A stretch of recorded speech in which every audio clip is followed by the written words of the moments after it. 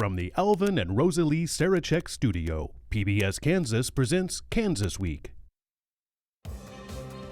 The future of a rural community school district will be put up to a vote in August. Plus, you use them daily, but where do our plastic bags end up? And what changes could be made to local rules? But first, how Sedgwick County is looking to address shortages in its EMS department. That's what we're talking about right now on Kansas Week.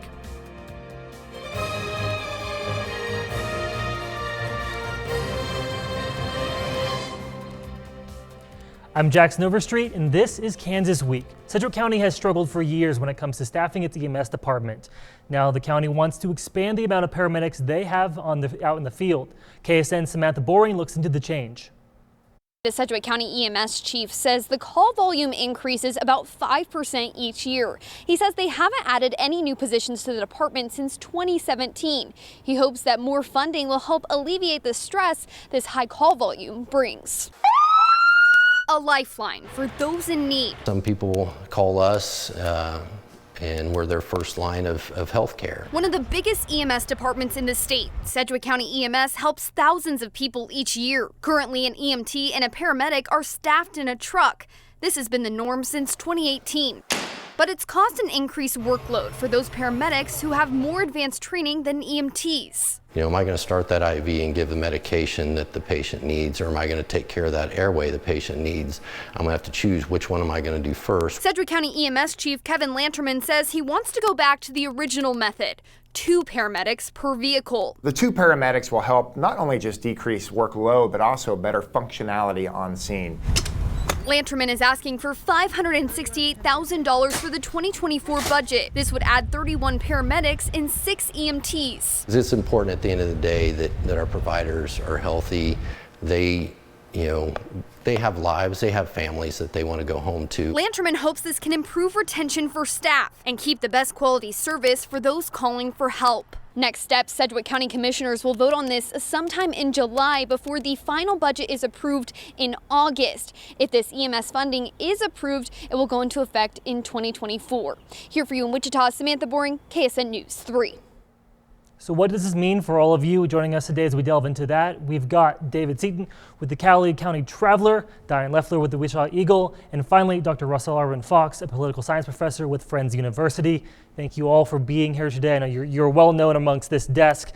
Diane, we'll start with you because there's a lot of the Eagles reporting that led to kind of the scrutiny over the EMS department. What do you think about this change kind of from the Sedgwick County to potentially add to the department? Well, I think it's, I was here when they drew back from that 2 paramedic model, and I think it's good change. I think that there's a need for when you're talking about ambulances and emergency calls, you want to have the best care that you can possibly give. Now, there's one thing that is going to make this a little dicey as far as funding, and that's that Wesley Medical Center has reached a deal to have a private ambulance company take care of their non-emergency calls, just transferring patients around. And that's a big money maker for Sedgwick County. It's about 7 or 8% of their budget. So those non-emergency transports, those are the ones that are easy to do, and they don't cost as much, so you make more money on those patient transfers. So this could, I hope they can find the money for it, because I think it's a really good thing to do. Yeah. But wasn't that move by Wesley itself at least partly a result of the cutbacks that Sedgwick County went through in wake of Gallagher's flawed study back in 2018? My understanding was that Wesley entered into these negotiations in part because the existing service was so overworked and strapped, and response times were increasing, and service was falling. I mean, wasn't there? Isn't the problem that they're in now in terms of funding at least partly a result of actions that they took originally? Well, I think to save money. Yeah, I think it's part that, and I think it's part these non-emergency transports aren't necessarily all that hard to do. it's mostly taken somebody from the hospital maybe to a rehab facility, where, they do need to be transported in an ambulance, but they don't need the full capabilities of a, paramedic unit. It's more a precaution than it is a than it is a necessity. And there might be some question of how easily they can find paramedics. Apparently, I talked to the city manager in Arkansas City today, and they had a problem about a year or so ago with paramedics leaving and trying to staff paramedics and getting them on the calls that they needed to get them on. And he said they're still struggling to fill those gaps. There's just not that many paramedics available, so they've hired them part-time. And I was surprised to learn that a paramedic does not necessarily go out on every call. They fill in where they can. There's a paramedic on staff all the time, but so they're struggling to actually get the proper people in place. So it might be difficult if they're trying to hire all these new paramedics all at once or over a period of time. It might be difficult. Yeah, and you speak on that real quick, David. Do you think that maybe puts some of the more rural areas around Sedgwick County maybe at risk of losing some of their paramedics up here if the pay is better or the chance to move up in this area? Well, that makes a lot of sense. People are driven by how much they might make, especially I'm sure in that field where there's a lot of moving around. But there is Cali College, I know it has a paramedic training program, so that might be one answer. But apparently it's not easy to find fully trained paramedics, and they have to try to train them themselves over time. Well, and again, I mean, you had paramedics that, transitioned to other lines of work. I mean, in the wake of the cutbacks that followed the 2018 study, you had a lot of protests by EMTs, and, you're obviously we're dealing, with the effects of the pandemic and all sorts of other labor issues, but you also, to a certain extent, dried up the pipeline that existed here in Sedgwick County early on. And so, they really might have to reach out into other communities to find the people that they're looking for. Now, well, I don't know if this is still the case or not, but several years ago when I was covering this issue in detail, a lot of the EMTs that were riding on ambulances were qualified to be paramedics, but the job was not paramedics, so they were operating as EMTs. So there may be an opening for them. I mean, there's a move up program that the county runs. And maybe they're aware of that and they're planning on making use of that with this plan. And of course, not every call needs a full-fledged paramedic, right? So different level of what service they can provide to a patient. Absolutely. Now we're going to switch from Sedgwick County to the other big government in Wichita, and that is the Wichita City Council. And specifically, the filing deadline for this year's municipal elections is June 1st. And one of the most crowded, contentious races is expected to be the Wichita's mayor race. Let's take a look at all the candidates. Former Wichita City Council member Jared Cirillo has thrown his hat into the ring for this year's Wichita's mayor race. He joins a crowded field headlined by incumbent Mayor Brandon Whipple, City Council member Brian Fry, and former TV News anchor Lily Wu. All three have not yet filed, but have said they are running. Founder of Save Century 2, Celeste Reset, has also filed for the race alongside Cirillo. Four other candidates, Anthony Gallardo, Julie Rose Stroud, Tom Kane, and Sheila Davis, round out the field of 9. The primary takes place in August, with the two highest vote getters facing off in the runoff in November. Now, we'll start with you, Dr. Fox. What are some of the biggest ideas you think will be tackled in this mayor's race? Because that's a very wide variety of candidates that have declared so far. Well, in the same way that in the last mayoral election, there was an incumbent, you're going to see people running for the office, organizing themselves around people that have very, very diverse reactions to the incumbent. You have a number of candidates who are clearly looking to pick up the anyone but Whipple vote. People that dislike Brandon Whipple because they dislike him personally, because they have had some kind of interaction with him, or because they genuinely dislike some of the issues that he's pushed for, like the non-discrimination ordinance and so forth. Then you also have people that are trying to align themselves with kind of typical factions within the city. So clearly, pro-business, pro-development factions, usually associated with the Republican Party, are major players. Right now, you've got a divide there. You have Brian Fry, who's worked for the chamber for a long time and has a long history with the Republican Party.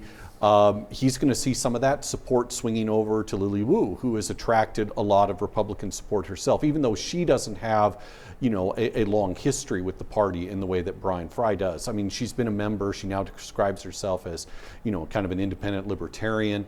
Obviously, this is not a partisan contest officially, but everybody who closely looks at the race recognizes that party affiliations are going to be relevant. Brandon Whipple's history as a Democratic legislative as a Democratic representative up in Topeka, that puts his politics front and center in a particular way.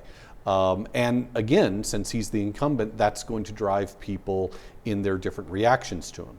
The fact that you have a crowded field is going to make things look, at least on the surface, a little bit better for the incumbent, because presumably, Brandon Whipple got elected before. He's going to be able to count on a certain number of people supporting him in the August primary. If everybody else is splitting the vote, then that gives him a path to make it all the way to the general election in November.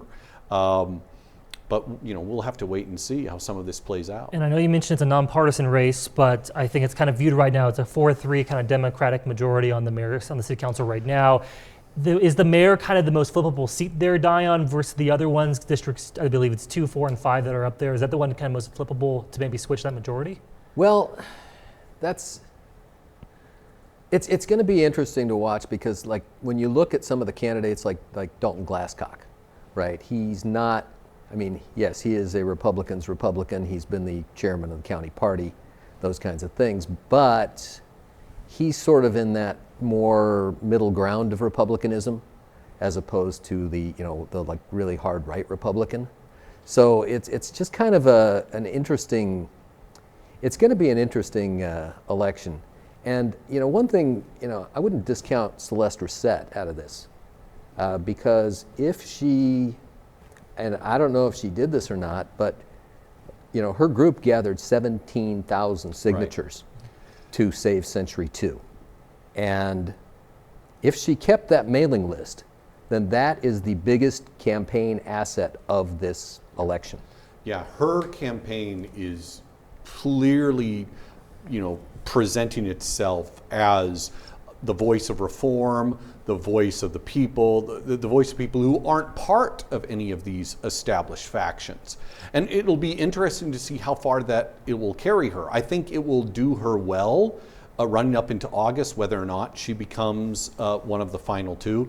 If she is able to get beyond August and become one of the final two, then the real question is, now you're campaigning in the general, and advertising costs money, and 17,000 people can contribute a fair amount of money. But if you tap into the well-established factions within the city, then you're going to have much deeper pockets to tap into. I think money might be a problem for Reset in the long run.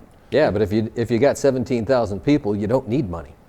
If you're certain that you can actually activate all of those. Is there I'm sorry. No, go ahead. I'm not that familiar with Wichita political landscape, but that's a lot of candidates running for mayor. I'm curious, is there a lot of discontent for Whipple's leadership? Is that something that is driving the Brandon candidates? Whipple, partly for reasons of policy, but also for reasons of personality, has antagonized a fair number of people. I think he's been able to hold on to a good, solid base, or at least a faction of his base that still believes in the things that he's trying to do. But, essentially going back to Reset, I mean, she was a Democrat herself. She's declared herself an independent now as she positions herself for the race. But as someone who looked at Brandon Whipple, who was going to be shaking things up in City Hall, but especially in the course of the fight over the riverfront redesign proposal and Century 2, she became very dissatisfied on what she saw as his last lack of action and lack of support in that way. She's drawing away some of the people that were probably part of Whipple's camp. Because remember, he came in as the reform candidate. He was going against Jeff Longwell and the accusations of corruption in regards to the building of the new baseball stadium. now some of those arguments have been taken away from him because he's the incumbent, and Reset is going to be able to use them against him. Now, one of the issues City Council may face when this new mayor and this new council is elected is plastic bags. I mean, you probably don't think much of where a plastic bag goes after it's recycled, but what if it ends up in the wrong place? Cake's Pilar Pedraza took a look into that and what cities can do to help. In January, we joined a group of ABC stations from around the country with one goal: to find out if big box store recycling efforts were making the grade. We used GPS trackers to find out where the plastic bags we dropped off at Targets and Walmarts were going. We tracked their progress over the last few months. Out of 46 trackers deployed nationwide, 4 made it to recycling centers. Half of them ended up in landfills or trash incinerators, and 3 ended up on the other side of the world. Here in Kansas, we had 1 last seen at a transfer station, 2 by a landfill, and 1 in Malaysia. None of the trackers we deployed made it to a recycling center. It's incredibly disheartening. Wichita Mayor Brandon Whipple says the city has worked hard over the last few years to become a good environmental citizen. Right now, we're over 92% renewable energy for our City Hall building and also our libraries. And we want to continue to be responsible when it comes to sustainability. As some of you have asked if this investigation will change minds about a plastic bag ban for Wichita. The mayor says that remains a non-starter. There is no law in place that would require Dillons to march towards completely eliminating single-use plastic bags. And if we were to put a law in place, we would actually mess up their plans. Our goal is to be a resource and to figure out what we can do to help the free market as they respond to reducing plastics. But of course, we want to lead with a carrot and not a stick. Not what recycling advocates like Lori Lawrence wanted to hear. Not having bags here would make a huge difference in our waterways, in our trees. I mean, you find plastic bags everywhere. One thing everyone we spoke with agreed on is when recycle doesn't work, maybe it's time to start reducing by reusing the grocery bags we can take to the store with us. I think the city, we could do better with distributing cloth bags for folks. I think that there's already a robust information campaign about reusable cloth bags. I know my wife and I, we use reusable bags. We knew how to function without them. Our collaborative investigation has already spurred change at the national level. After learning about what we observed using our trackers, the research company that manages the online drop-off directory told us just hours before our investigation aired that they removed all Walmarts and Targets from their list until they can confirm that their store drop-off film and bag material is being recycled rather than landfilled or incinerated. In written statements, both Walmart and Target restated their commitment to recycling and said they were working on ways to improve the system. Pilar Pedraza with this Cake News Investigates follow-up. And you see it there on the local level, and the Mayor Whipple talked about it being a non-starter with the ban. We've seen at the state level, legislature has tried to ban plastic bag bans. And so why does this issue kind of become kind of more of a hot topic, especially here in Kansas, when so many other states have done away with plastic bags or at least charged for them? Well, I think in a pretty conservative state, banning plastic bags for environmental purposes is probably not going to be supported by a majority of the legislature. And but there are individual people like in the task force, that see the benefits of it and are pushing it and advocating it. And hopefully Dillons, will carry out the plan they have. But it's, I think we all, or at least I do, I have a very sort of conflicted relationship with plastic bags. When I go to the grocery store, I always think, man, I'm going to take my reusable bags, and then I forget, and then I get all these big plastic bags, and then I take them, and they're very convenient, right? And then I take them to recycling, and I always feel good about putting them in that bin. But after this story, I guess I'm not going to feel so good anymore because it's not doing much good. I think, but other states do them. I remember a couple years ago, I went on vacation to Maine, and we went to Walmart, and they said, no, we don't have plastic bags. Here's your paper bag if you want one, and you're going to have to pay for it too. And it was sort of like a shock, but people there get used to it. And I think it's an adjustment that I'm not sure Kansas is really willing to make, but some people on an individual level are, hopefully. Absolutely. Well, I'm not entirely sure that these bags simply showing up in landfills is necessarily a bad thing. Mm-hmm. The way I use these bags is I bring my groceries home in them and I take my trash out in them. So if I can't get a bag to take my trash out in, I'm going to have to buy a plastic bag that is of heavier gauge plastic to take my trash out. So, just the fact that it showed up in a landfill Well, my plastic bags show up in a landfill, but they're full of my garbage. Okay. And so we'll move kind of outside of Sedgwick County in Wichita to the Central Plains School District up near Wilson. They voted to shut down a high school in Wilson. Residents took the unprecedented step after that of petitioning for the district to be dissolved to try to prevent that. Cake's Nick Nelson looks at the decision. It was early this year that the Central Plains School Board decided to close this school behind me. This is the Wilson 7th through 12th grade school. Now some voters here in the district say that the best step forward is to disband the school district entirely. Enough petition signatures were gathered to put the disorganization of USD 112 up to a vote. Members of the district are set to cast the vote during the August 1st primary election. Superintendent Bill Lowry says because of state law, other surrounding districts would take the land of the district if voters decide to disorganize. We have 10 school districts that border our boundaries, so there'd be about 10 school districts eligible for territory to be assigned to them by the State Board of Education. The district wouldn't be disbanded until July 1st of next year.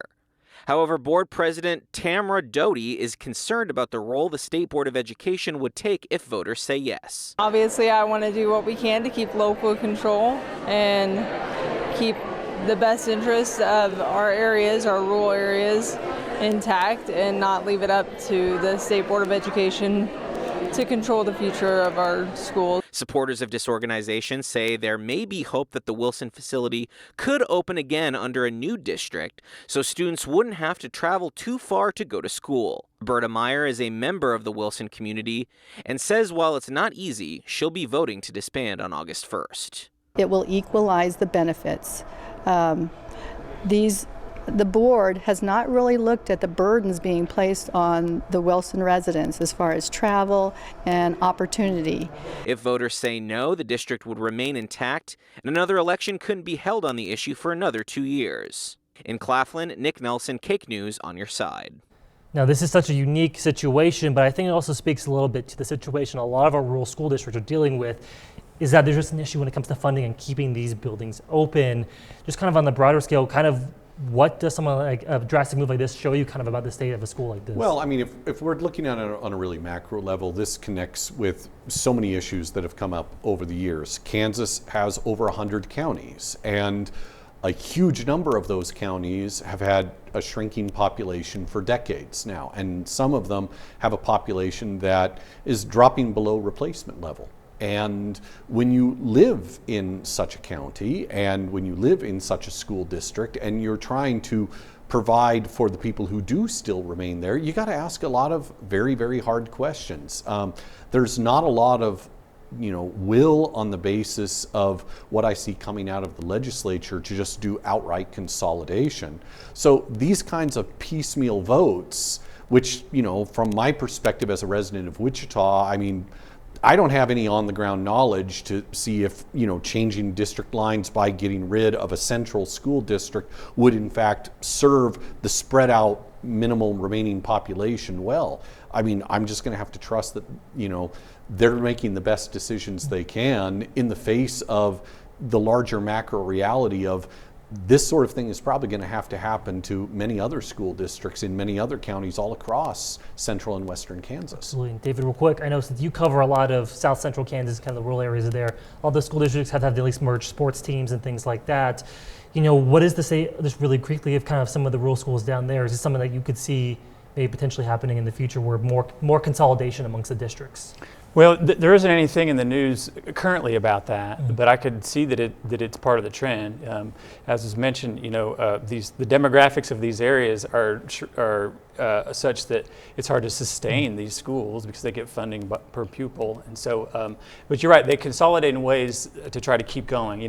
The school is the heartbeat of a community, right? And people will fight and claw to keep that around, and they've done things like consolidate sports and go to 4-day-a-week, schooling, so they save money on building costs and things like that. So they'll go to the very bitter end, before they let go of a school, and that's kind of what we're seeing here, I guess, from these parents of the Wilson High School. Absolutely, and we go to our final story of the show. After years of starts and stops, the National Bio and Agro-Defense Facility is open in Manhattan. KSNT's Rebecca Chung shows us what this facility can do. Well, as you can see, I'm just outside the National Biodefense facility in Manhattan. This is the only lab in the U.S. that will be using large animals to study life-threatening diseases and developing vaccines to fight them. I can't tell you how excited I am to have you guys here today. The National Biodefense facility, a high-security federal disease lab, is on its way to operating in full swing. The fact that we collectively have been able to pull this off successfully and be where we are today is quite amazing, actually. The $1.25 billion facility is a biosafety level 4 lab, expected to have a team of about 400 people. Researchers will be studying the most dangerous animal-borne diseases, like foot and mouth disease and African swine fever. Officials say they're expecting the lab to be fully operational by late 2024. We truly understand that this is a unique facility, a national asset that won't have the full potential if we maintain the activities within the facility. Containment in the facility is key, according to officials. The entire building is built with steel and concrete to keep diseases in and withstand an EF5 tornado. The facility also features pressurized labs and suits to avoid the risk of an outbreak. The public, and especially our community here, deserves to understand the safety and security measures we take. We'll be back here in Manhattan on Wednesday for the ribbon-cutting ceremony. Several state officials will be taking the stage to give their take on the new facility. For now, reporting in Manhattan, I'm Rebecca Chung. No, I know this has been a major project, and I think it comes in a different light kind of as we get further and further away from the COVID pandemic. Talk about the importance of having these type of research into these type of diseases when we just went through that kind of once-in-a-year kind of medical event. Well, yeah, I mean, this is fantastic news for Kansas, I think. We talk in Kansas about, this or that being world class. Well, this actually is. And we are going to be on the cutting edge of fighting the next COVID, which was a zoonotic disease that passed from animals to humans. And I couldn't be more delighted with what they're doing at K-State. It is just, this is a facility that is world-class, state-of-the-art, and I think it's going to be good for the entire country. It's going to be a huge boost to the ag sciences in Kansas State and a big boost to Manhattan as well. Yeah, I think it's fascinating that the news about all this, you hear very little about the concern about, or at least I have an outbreak. Mm-hmm. Nobody said the word, Wuhan lab or compared it to this as a possibility, even though we're right on the heels of COVID and all that suspicion. Yeah. I think they definitely have built it to try to withstand everything here in Kansas. Well, that does it again this week. Once again, Dion, Dr. Fox, David, we would like to thank you all for joining us. We'd also like to thank our news partners at the Wichita Eagle, KSN News, and Cake News for sharing the materials with us. We'd love to continue this conversation with you on social media. Just look for PBS Kansas on Facebook, Twitter, or Instagram. For now, stay safe and have a great week.